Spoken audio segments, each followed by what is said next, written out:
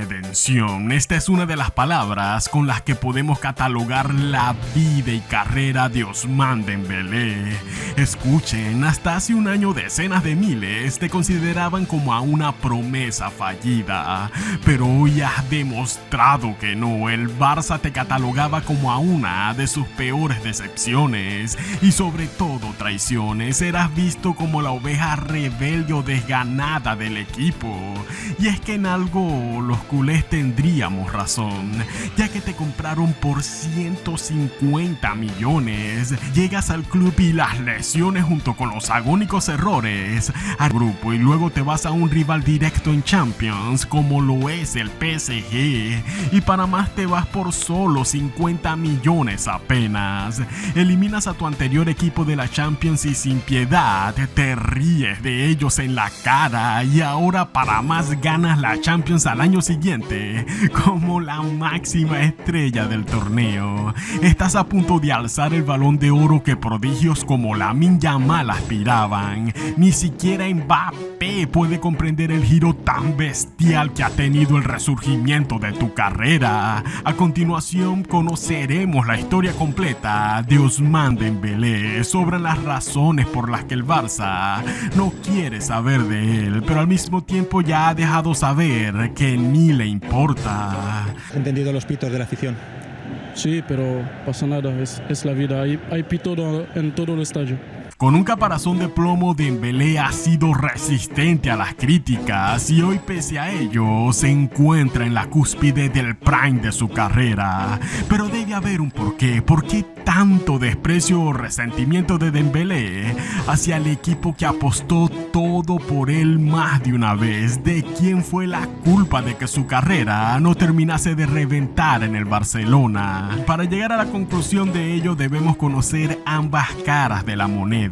Y eso es lo que a continuación veremos en su historia completa hasta el día de hoy. Les habla como siempre su humilde servidor en Mahabok, y sin más preámbulo, empecemos.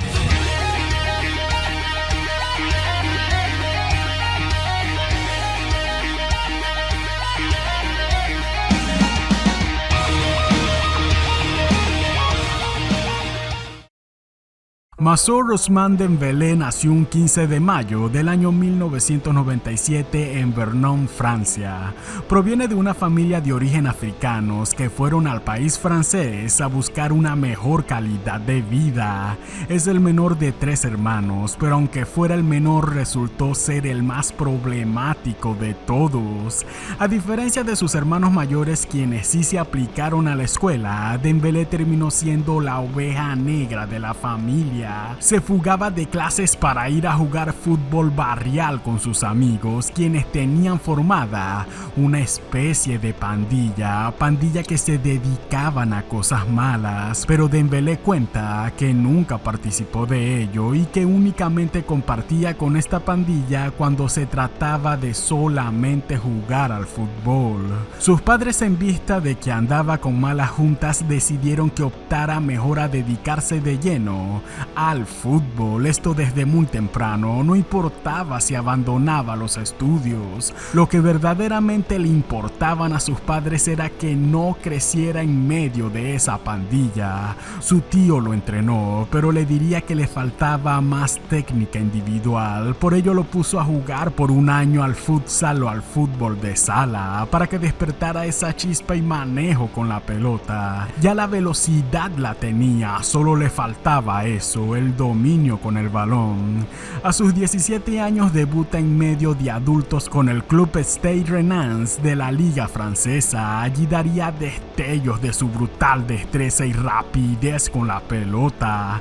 La familia, al ver que realmente tenían a una mina de oro como hijo, de una vez intentaron exprimirlo desde pequeño. Chantajearon al club Stade Rennais de Francia con no dejarlo jugar más hasta que le renovaran el contrato con un mejor sueldo, pasó 3 meses sin jugar a propósito para que el equipo le ofreciera un mejor contrato y pues sí se lo darían. En su temporada debut empezaba a demostrar su valía, 12 goles y 5 asistencias en primera división. El niño era una bala y fue justo allí cuando los cazatalentos del Borussia Dortmund lo encontrarían. Para el 2016 se mudaría al fútbol alemán. Dembélé formaría un trío diabólico con Marco Reus y un Emerick Aubameyang en su pleno prime, arrebatándole el título de la Supercopa alemana al mismísimo Bayern de Múnich. Dembélé explotaría aquí su mejor versión, una joven bestia que te regateaba hacia ambos lados. Nadie sabía con cuál pie te iba a patear, un maestro del desborde por ambos extremos y una capacidad completa de asistir con el balón. En ese único año con el Borussia Dortmund propinó 10 goles más 21 asistencias de gol. Como sabrán, el Borussia Dortmund tiene la buena fama de criar estrellas para revenderlas milmillonariamente a los equipos fuertes de Europa.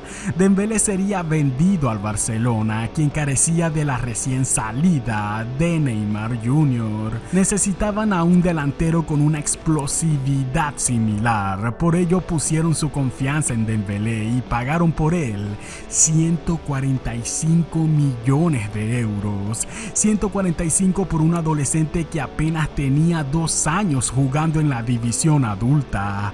Una apuesta muy arriesgada, pero ciegamente el Barça puso su confianza en él. 145 millones por un joven que no dominaba el balón en el día de su presentación. Este era el presagio de su estancia en el club. Según él, sentía nervios de que lo miraran como el reemplazo de Neymar, un peso ciertamente considerable para un joven que apenas estaba entrando a su era dorada, una era que se manchó con la primera de sus interminables lesiones. Ante el Getafe caería lesionado por 3 meses. Poco a poco esos millones del Barça se irían a la basura. Sin embargo, tras regresar en su año debut con el equipo, terminó ganando la Liga y la Copa del Rey del 2018, pero apenas propinó unos 4 goles y 7 asistencias. A pesar de lo frío que estaba haciendo como jugador, la Francia de un puberto Mbappé lo convocaría al Mundial de Rusia 2018. Jugó a duras penas la fase de grupos, pero el hecho de alzar una Copa del Mundo a sus 20 años de edad eran motivos suficientes para continuar, o por lo menos así lo pensaba el Barça. Tras su regreso del Mundial pensaban que Dembélé iba a venir más motivado, pero no, resultó muy intermitente con el equipo. Dembélé estaba sin estarlo, la sensación era de que nunca sabías si ibas a contar con él. La temporada del 2018-2019 se esperaba que fuese la mejor para él, 21 años de edad y en su pleno supuesto prime.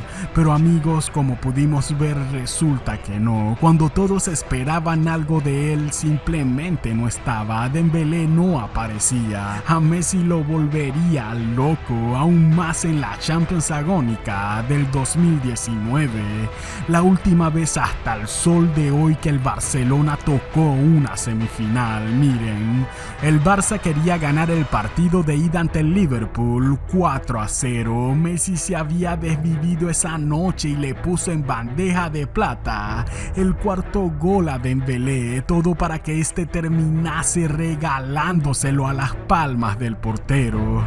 Casi como si hubiese visto el futuro, Messi se reía para no llorar. Era inaudito lo que estaba por pasar. Messi sabía que ese iba a ser el gol de la ventaja, pero Dembélé simplemente lo regaló. Para el partido de vuelta, los del Liverpool se comerían vivos a los azulgranas, esto con 4 goles a 0. El gol que no marcó Dembélé fue el gol que los eliminó. De allí el infierno empezaría tanto para el Barça como para Dembélé. Ya el francés hastiantemente comenzaría a mostrar su desgano por el club. Mientras más se lesionaba, el Barça más lo cuidaba. Por Dios, no había razón lógica para que el Barça siguiese apostando por él. Tras la llegada de Xavi como técnico confesaría que el club iba a depender mucho de Dembélé en esta nueva era sin Messi. Estas declaraciones inflaron aún más el ego del francés. Ciertamente recuperó el ritmo en su primer año con Xavi al marcar 8 goles y 9 asistencias, pero estaba muy lejos de ser lo que muchos esperábamos de él. Al final de la temporada 2022-2023 vimos la gota que derramó el vaso. La mami de Dembélé pretendía que el club le pagase al francés como si se tratase de una superestrella al estilo de Haaland o Mbappé.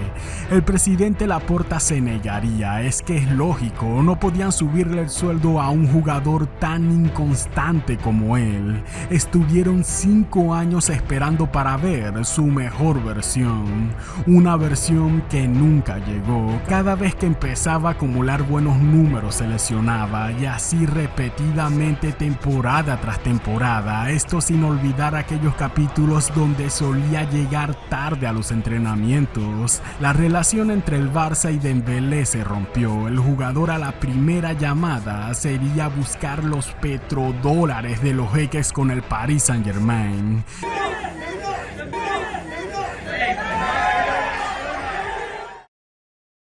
Muy bien, hasta aquí hemos podido ver lo que fácilmente podríamos llamarle como la traición de Dembélé a la Barcelona que apostó tanto por él. Pero hermanos míos, a veces es necesario conocer ambos lados de la moneda.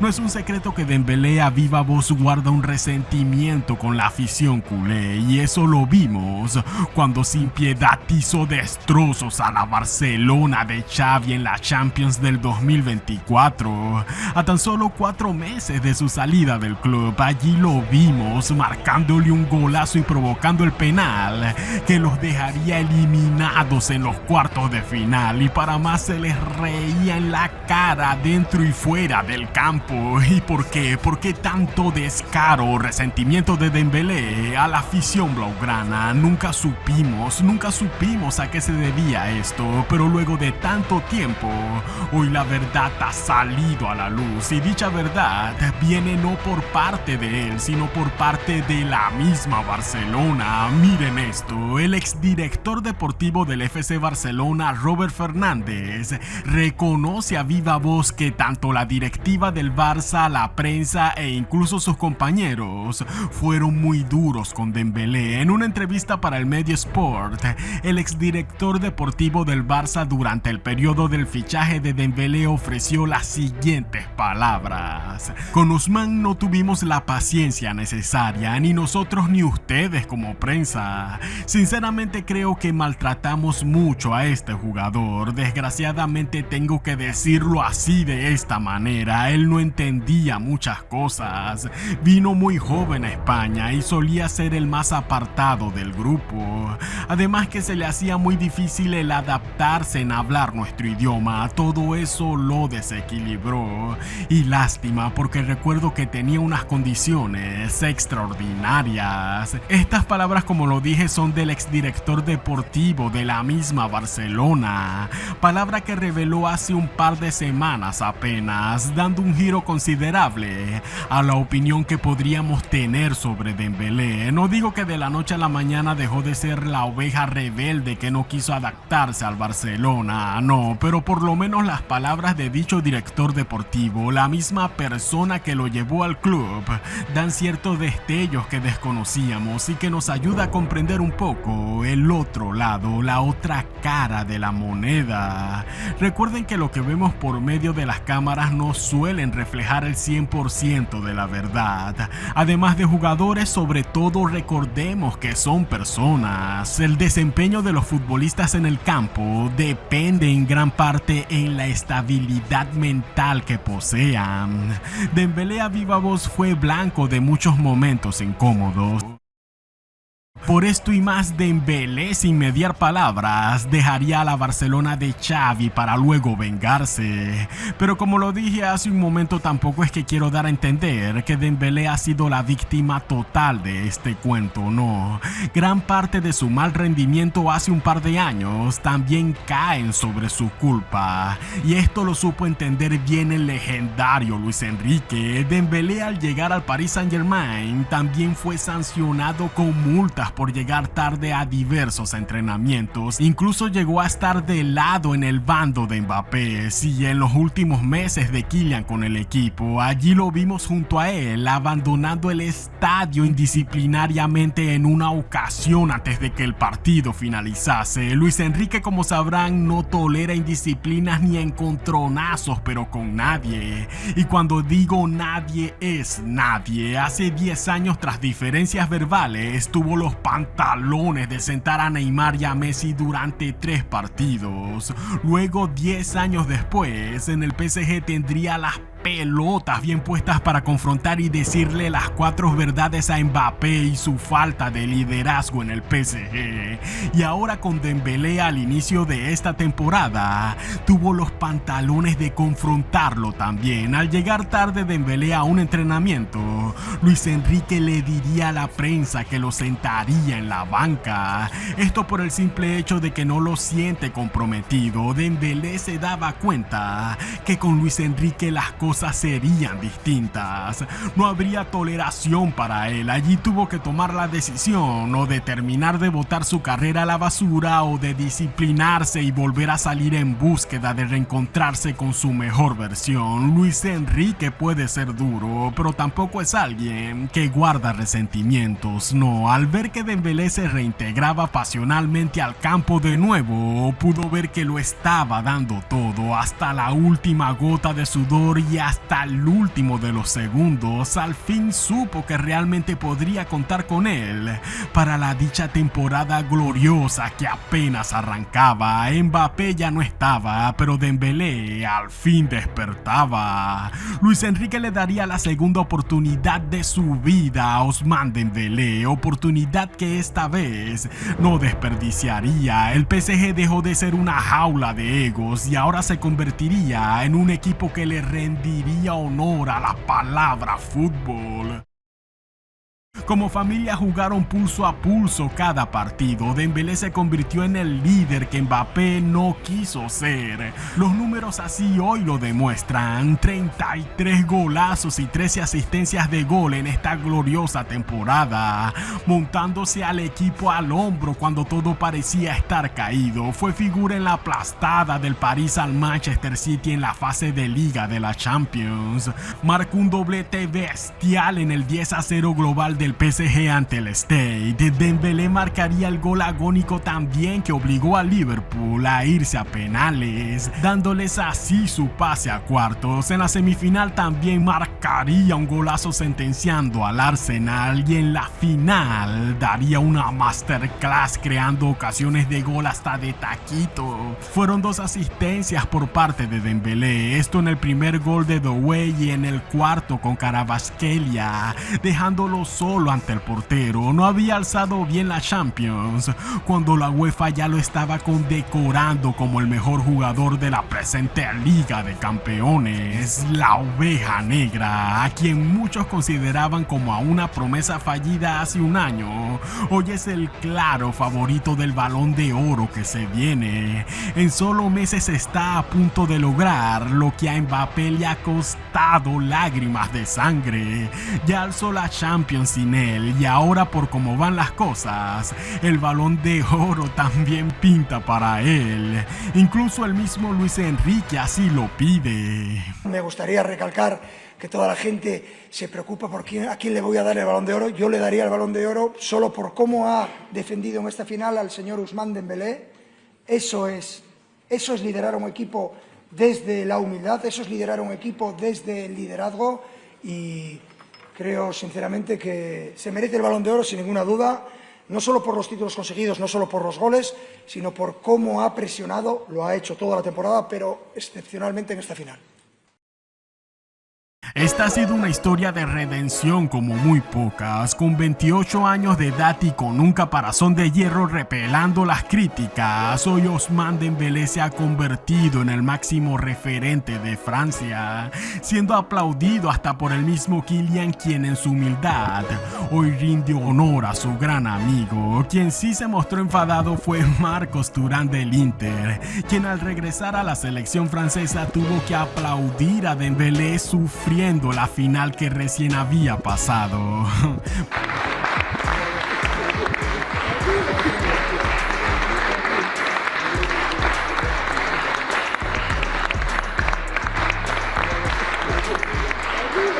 Pero bueno, son cosas de la vida, cosas del fútbol. Enhorabuena a Dembélé y el resurgir de su carrera, una carrera que aún se sigue escribiendo. Esperemos si la disciplina más nunca sea parte de él. Y bien, hermanos, este ha sido el video historia del día de hoy, pero antes de despedirme quiero hacerles una gran recomendación sobre un nuevo canal colega que va arrancando con todos los hierros. Dicho canal se llama Tatlow. Dentro de él vas a poder sumergirte en el mundo de la tecnología, incluso la tecnología dentro del fútbol. Pero en los últimos años ha entrado en juego un nuevo protagonista silencioso pero poderoso: la tecnología. Desde herramientas como el VAR que buscan justicia en decisiones arbitrales hasta sofisticados sistemas de inteligencia artificial que analizan el rendimiento de cada jugador al milímetro. El fútbol ya no es lo mismo, y no solo ha cambiado la forma en que se juega, sino también cómo se entrena, se analiza y sobre todo cómo lo viven los millones de aficionados alrededor del mundo. Los wearables, los sensores, las cámaras de seguimiento y el Big Data han llegado para quedarse. Dicho canal es grabado, editado y producido por mi primo Ángel David, mejor conocido como Tatlow. Por acá les dejaré uno de sus videos agradeciéndoles de antemano a que vayan y le den un vistazo a este gran material. Ya sin más nada que decirles, ha hablado su humilde servidor en Mahabok y no será más que hasta la próxima. Bye.